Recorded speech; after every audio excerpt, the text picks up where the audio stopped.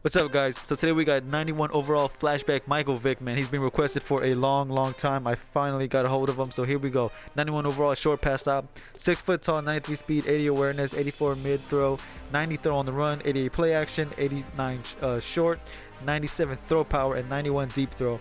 Now he does only have a 66 carry, man. That is not good at all, man. Believe me, at all.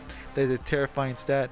Now even though he's good after the run, with juking, spinning, and everything, as you can see here, a 93 spin and a 94 juke. That's great and everything, but believe me, man, you want to slide with Michael Vick, man. You do not want to try to spin or juke. I understand the temptation, man, but if you do it, you were just asking for a fumble. Even if you just get tackled normally, and the man is just bound to fumble. But anyways, man, enough talking. Let me show you what I saw. So when you think of Michael Vick, the first thing you think of is his speed. That's the first thing that you want to do with him, but he can definitely throw solid passes. I do not recommend trying to turn him into a pure pocket passer. That's not something that you should try to consider doing. Trust me, it's not what he's made for. He's one of those quarterbacks where it's like he'll play good for pretty much the entire game, and then just out of nowhere, when you least expect it, he'll throw a duck, man. It's the best way to describe him. It's like he could throw like 6 clutch passes and say, man, this guy is definitely just elite. And then on that 9th pass, it's like, what the hell was that? It's like, it's not something very consistent. I'm not saying he's gonna throw bad passes, back to back to back to back to back. I'm just saying he's one of those quarterbacks that will surprise you, and that's not something that you need this late in the game, especially when you're going up against top competition, man. You need quarterbacks that are going to be consistently clutch. And now, as you can see here, these short passes and medium throw passes, man. Like I said, he was a solid passer for the most part. It's just those bad passes will sneak up on you when you least expect it. So, also, if you want to run with Michael Vick, man, you can. Of course, that's the first thing you think of. But I only recommend getting a Michael Vick if he fits your scheme. Like a read option scheme, or a scheme where you just like to run with your quarterback and throw on the run. Those kind of schemes, Michael Vick will absolutely fit. Do not, like I said, do not try to turn him into a pocket passer, man.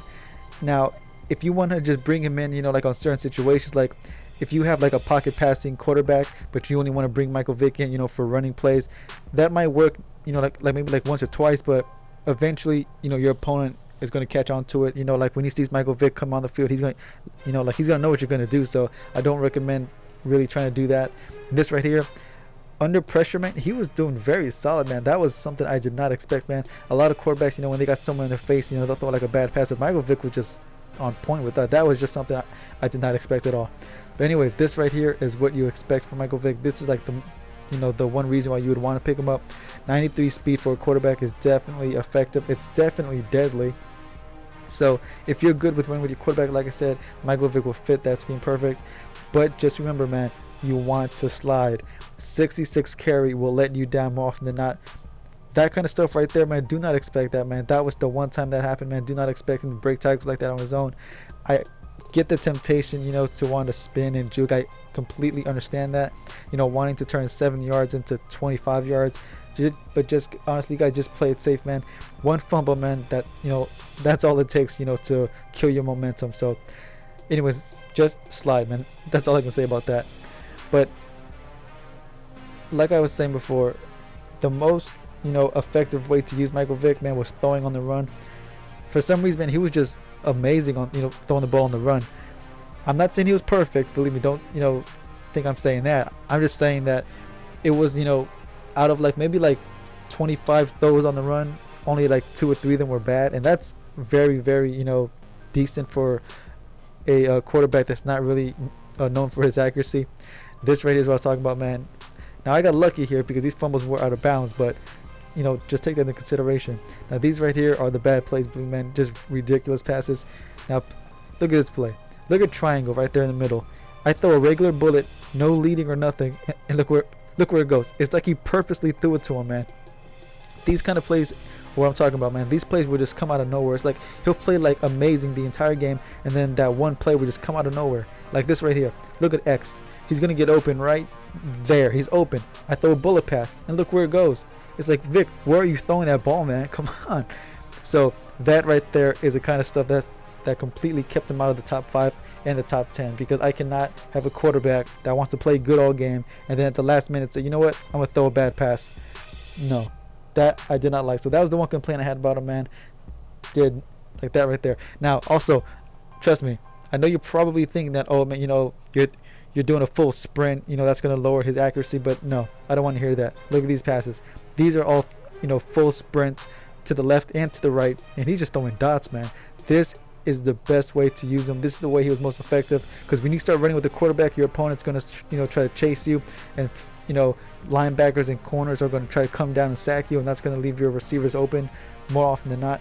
So I only recommend picking Michael Vick for your team if you rely on mobile quarterback, and if that's how your scheme revolves. So anyways, man, Michael Vick, is he top 5 or top 10? Absolutely not. But if he fits your scheme, I definitely say give him a shot.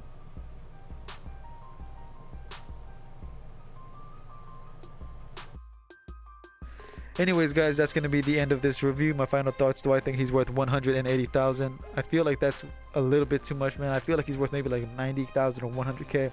I know he's not going to drop that time. He's not going to drop that low anytime soon. But anyways, guys, is he top 5? Absolutely not. Top 10? Absolutely not. Top 15? Possibly. The reason that is because there's no way, absolutely no way, I could put a quarterback in the top 5 or even the top 10 and not be able to trust him in clutch situations. I just can't do it. So I do not believe he's a top 10 quarterback. The only reason you could put him in the top 15 is because of his speed, like I said. So if you run a scheme that involves a running quarterback, that's the only reason I would suggest getting him. Otherwise, pass on him for now. But anyways, guys, that's going to be the end of that, man. Don't forget to like, comment, subscribe, and don't forget to leave requests if you have them. My next review could possibly be out tomorrow. But anyways, boys, I will see y'all boys for the next review. Peace.